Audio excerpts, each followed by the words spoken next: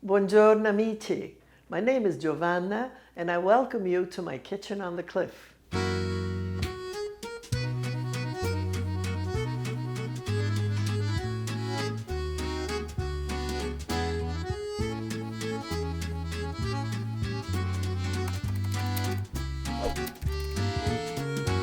Today we're going to make something that is as simple as it is delicious. We're going to make Gelo di Arancia. It's not a gelatin, it sounds like gelatin, but it isn't. It's a pudding, and it's made from fresh oranges. This is a perfect summer treat, but it could be had all year because it's refreshing. I mean, we eat ice cream all year, we don't wait for the summer.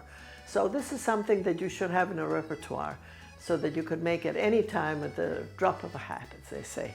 To make this Gelo d'Arancia, we use only 3 ingredients: oranges, cornstarch, and sugar. Nothing else. You need a pot, and we cook it, and it's done. To get started, we're going to cut and juice the oranges. Now, you may have a machine that does this. Use it. We can use this. This is a juicer. Now, we're going to strain this. We don't want any pulp in it. We juice the orange, and we pour it through a colander.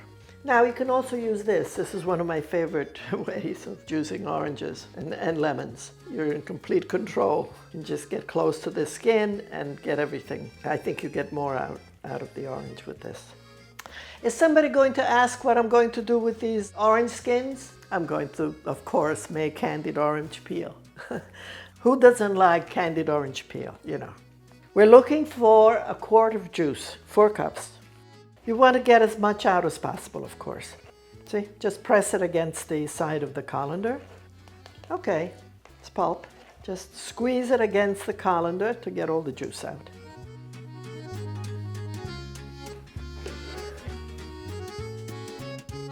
One eternity later.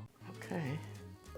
This took more oranges than we expected, so we squeezed the way off camera. If you're interested in knowing, it took 16 oranges. It's about 4 oranges to a cup, to 8 ounces. The heavy labor is over, so now we can get started with cooking.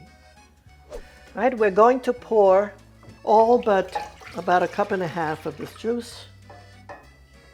We'll turn the heat on low, and while this is heating up, we're going to mix the sugar.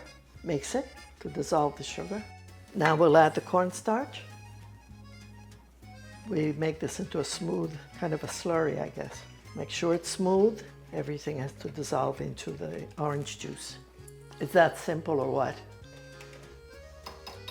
Okay, now we're going to pour this into the rest of the orange juice. And now we stir until it comes to a boil. The heat for this should be medium-low. You can't be in a hurry. You know, you need 10 minutes. Make sure that you stir the whole bottom of the pot. Make sure nothing sticks. As it begins to boil, it will become translucent. It looks very pretty. And then once it gets hot, it goes very fast. Look at that. How beautiful. It's like silk. You stop when you see bubbles around the edges. Okay? Bubbles? All right, this just came to a boil. So we turn off the heat. Now you pour this hot into a wet container if you want to unmold it. This is my antique Tupperware. You know, I don't know if it's still around, but Tupperware is fabulous for molds. Look, I filled it with water. I'm pouring it out. All right, so now we're going to pour the Gelo in there. Is that beautiful? We were always hoping that the mold would fill quickly so there would be a lot left in the pot for us to lick. My inner child still wants to have some of this hot off the stove.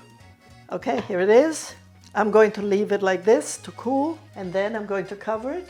The Gelo di Arancia is served garnished with pistachios. You know that pistachios are grown in Sicily, among many other places in the world. And of course, we think that they're the best.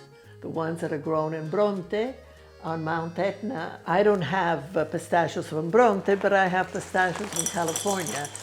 When you go to Sicily, do go to Bronte on Mount Etna, right on the most active volcano in Europe. Never look at repetitive work as a chore. It's not a chore. If you have somebody that you're doing it with, you can chat, you can have a laugh. They're very easy to shell. I can't open this one. I just choose the ones that are easy to open.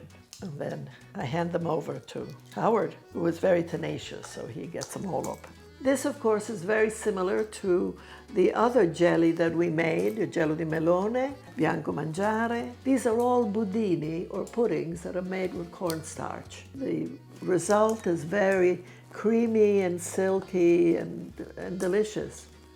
All right, I'm going to chop these coarsely, not very finely, because you still want some of the character of the nut. The pistachios are going to be the garnish for our Gelo di Arancia. Italians use a mezzaluna, which is a half moon. It's a knife that's curved and you use two hands. This is works just as well. So you just change the direction, that's all, and they'll all be perfect. This is cool enough now to cover, so we're going to cover it. These will go in the refrigerator overnight, and tomorrow we will unmold them, garnish them with the pistachios, and enjoy them. Our Gelo di Arancia has been sitting in the refrigerator, and now is the moment of truth. We take off the cover. I'm going to put a dish on top. I'm going to turn it, right? And this is the marvel of this particular mold. Once you take off this top and air enters, the unmolding is done. Okay, ready? Beautiful. I'm going to garnish it, as is traditional, with pistachios. Now you know how to make Gelo d'Arancia, a wonderfully refreshing summer treat. It's just cool and delicious. I urge you to make it. Everybody loves oranges. Gelo d'Arancia is for orange lovers.